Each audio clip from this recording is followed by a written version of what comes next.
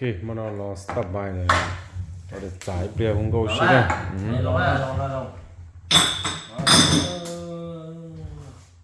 Cái là không câu xí nữa này. Đúng rồi, nhưng mà cái là không câu xí là một đợt trái trái. Cái là nhau kia đó này. Căn nào từ nào? Bên to lò rẻ đó. Đúng rồi, cái là Ở xí. trong này cho là to lò phá lò của đấy là ở trong này cho là một cực quý nữa. Có tám ngàn của đấy là ở trong này không. Nó cho ai chụp cho nó tỉ nữa.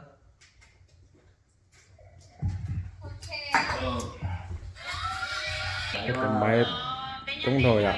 Thật là. Số cái này có số nó ai có được máy trống á. Ok, số sao? Trống là số cái Số sao? máy trống. Ô, em cười là cho máy thì nó mà chống chấp rồi này, cái không có xí nó chỉ ai cho máy mà tỏi thì tỏi cho nó này.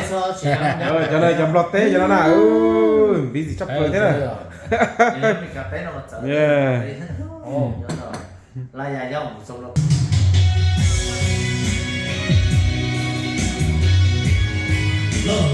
Có đầu uống cho mà.